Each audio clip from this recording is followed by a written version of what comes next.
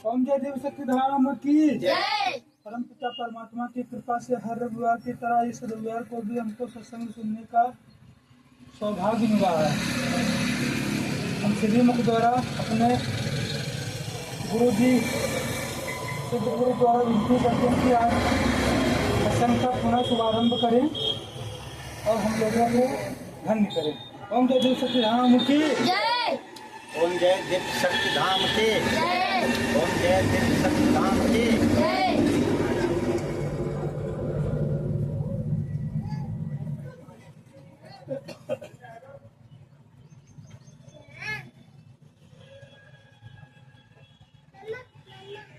एक बार प्रभु माता जी और शिव जी पृथ्वी भ्रमण के लिए आई तो पृथ्वी पर देख रहे एक राजा जो है वो राज कर रहे हैं। उनका जो है परिवार अच्छा चल रहा है, लेकिन उनके कोई बच्चे नहीं हैं और राजा बहुत दुखी है। इसलिए राजा जो है नाना प्रकार के मतलब दान पुण्य और सब कार्य कर रहे हैं, लेकिन उससे कोई फायदा नहीं मिल रहा। तो राजा एक बार जंगल की ओर मतलब जा रहे थे, वहाँ रास्ते में औरतें थे, वो मतलब जो है घर के बाहर निकले और कुछ औरतें घर से निकली और फिर घर में घुस गई। तब राजा को ये देखा कि ऐसा क्या है जो औरतें अंदर जो बाहर सब निकल रही हैं और ये औरतें घर से बाहर से घर क्यों जा रही हैं। ये बात सुनकर औरतों से पूछा कि ऐसा क्या है। राजा वापस हुए, वापस होकर फिर उन औरतों से पूछा, बुलाया मकान से और कहा भाई आप लोग ये बताओ कि आप लोग घर में सब बाहर निकल रहे देखने के लिए, दर्शन करने के लिए हम, और आप मतलब आप हमका देखने से पहले ही घर में घुस रही हैं।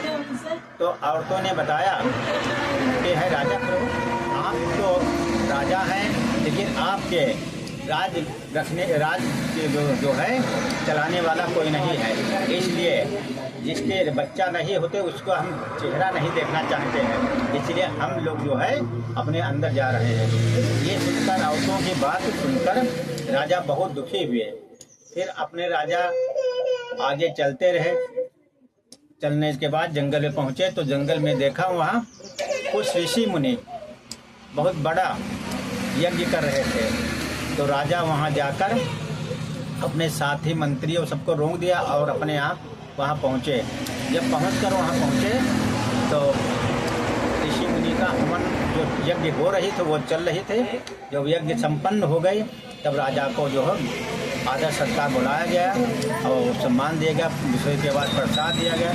फिर मुनि से ऋषि और मुनि और जो लोग थे उनसे वार्तालाप हुई। वार्तालाप होने के बाद ऋषि ने कहा, है पृथ्वी आपके कोई संतान नहीं, इसलिए आप बहुत ज़्यादा चिंतित रहते, परेशान रहते हैं। तो राजा ने इसका उपाय पूछा।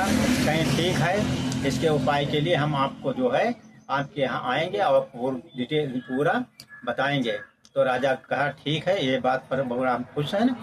तो राजा वहाँ से वापस जा रहे थे घर के लिए। रास्ते में एक गरीब परिवार की लड़की द्वारे जो है अपना कार्य कर रहे थे और उसके माता पिता मकान के अंदर थे। राजा उस लड़की को देखा तो लड़की को देखते हुए रुक गया। रुकने के पश्चात फिर राजा का बुद्धि उस लड़की से लग गया। जब ये उनका जो इतना ज़्यादा हुआ कि राजा को एहसास होने लगा कि इससे शादी कर लें तो कितना अच्छा है। तो राजा ने फिर उनके माता पिता को बुलाया। बुलाने के बाद माता पिता से बात अपनी रखी कि हम अपनी रानी, आपकी लड़की जो है हम अपनी रानी बनाना चाहते हैं और आप लोगों के इसमें क्या इच्छा है। तो लड़के के माता पिता ने कहा, है प्रभु आप राजा हैं तो आपकी बात कौन काट सकता है, जैसे आपकी इच्छा है वैसा ही होगा। यह देखकर राजा बड़ा खुशी में अपने बारात की व्यवस्था की और फिर वहाँ जाकर उस लड़की के साथ शादी कर ली। शादी करने के पश्चात और शादी कर ली। उधर ऋषि जो थे अपना कई लोग ऋषि आए और राजा से कहा कि आप इस प्रकार से कार्य करें तो आपका जो है पुत्र प्राप्त होगी। तो राजा ने कहा ठीक, जिस प्रकार बताया था ऋषि उस प्रकार से मतलब हवन यज्ञ कीर्तन और दान जो रहा है वो जो अपना चालू कर दिया। लेकिन जो राजा ने लड़की नई राजकुमारी को लड़की शादी की थी, वो लड़की जो राजकुमारी थी नई वाली, तो ना दान पुण्य करते थे, ना यज्ञ कीर्तन भागवत उसमें नहीं जाते थे, क्योंकि उसको वरदान था कि तुम शुरू में आप राजकुमारी बनोगे, उसके बाद आप तेरा जो है पुराने कर्म के आधार पर आपको जो है रानी से फिर जमीन पर आ जाओगे। तो ये वरदान के आधार वो अपने जो है कर्म मतलब जो है नहीं करने, लेकिन पूजा पाठ नहीं करते, जिससे वो राजकुमारी बहुत दिन तक अपना कार्य करते रहे और राजा के साथ रहे। कुछ समय पश्चात राजकुमारी के लड़का हुआ। लड़का होने से राजा बड़ा खुशी होकर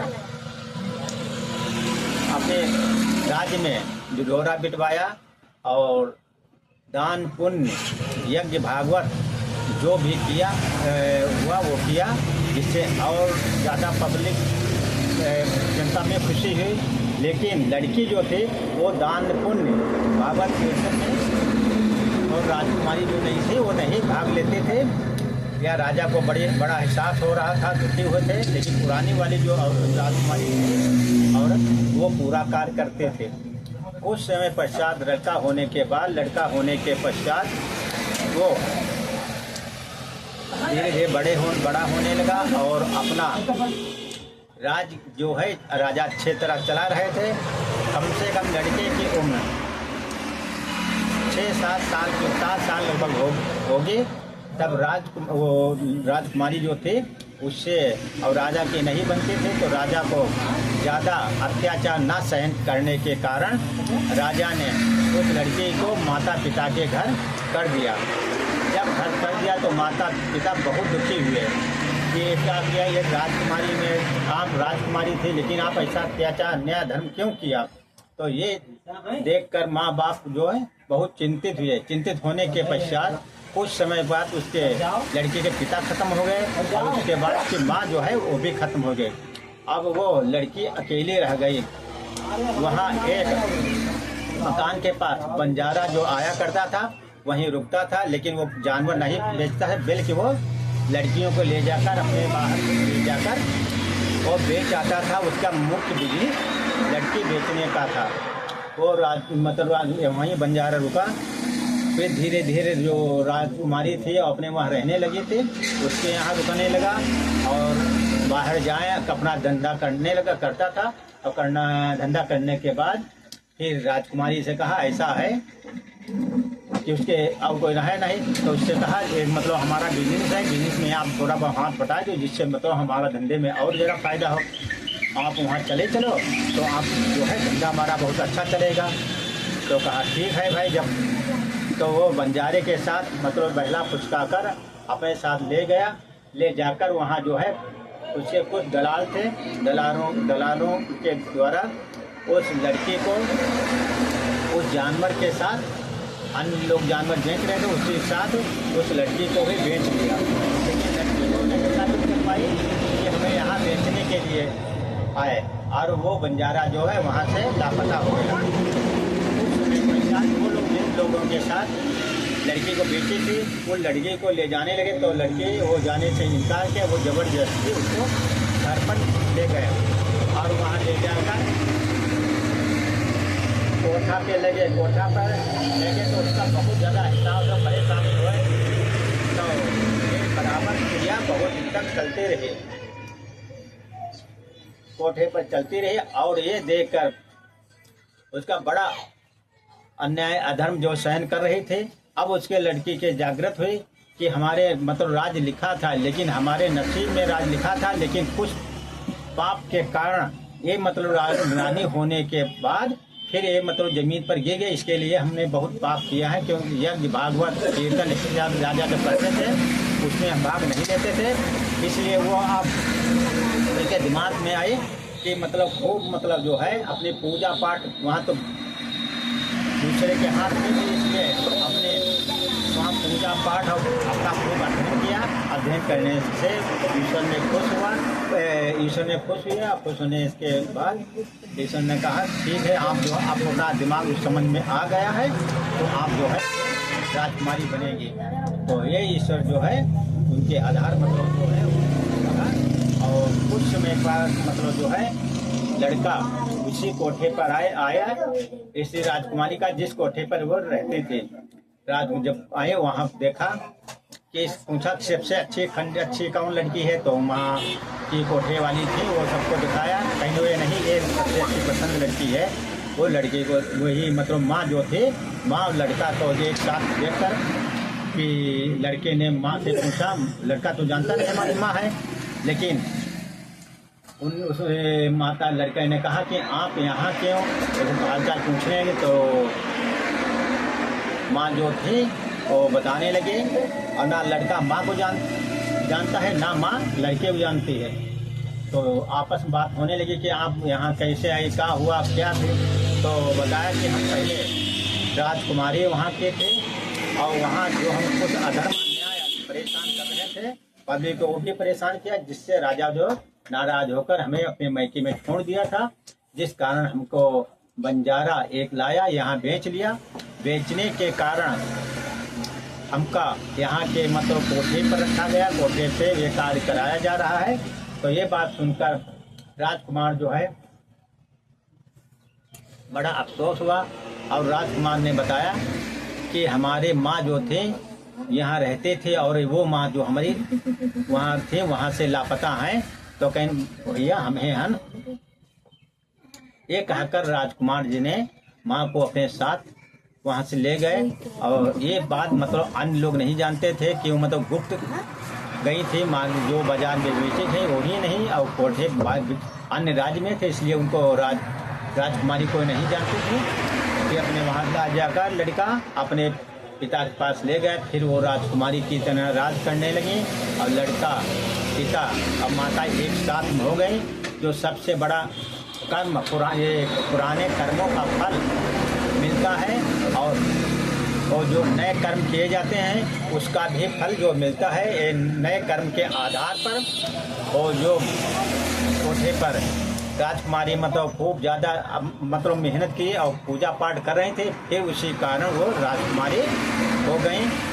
होने के बाद राजकुमार और माता पिता एक साथ रहने लगे के पिता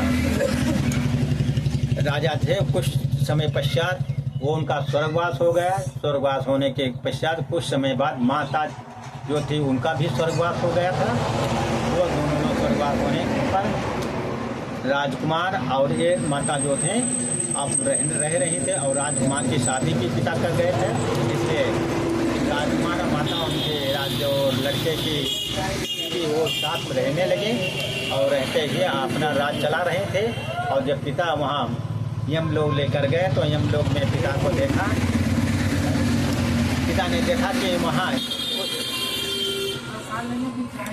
यमलोक में जो है उसमें यमदेव नहीं थे, और उसमें अपने वार्ता जो है आपस बतला रहे थे कि ये कार्य किया, लेकिन फिर भी राजा कितना भी दान पुण्य कितना भी करे, लेकिन फिर भी पाप मतलब होता है।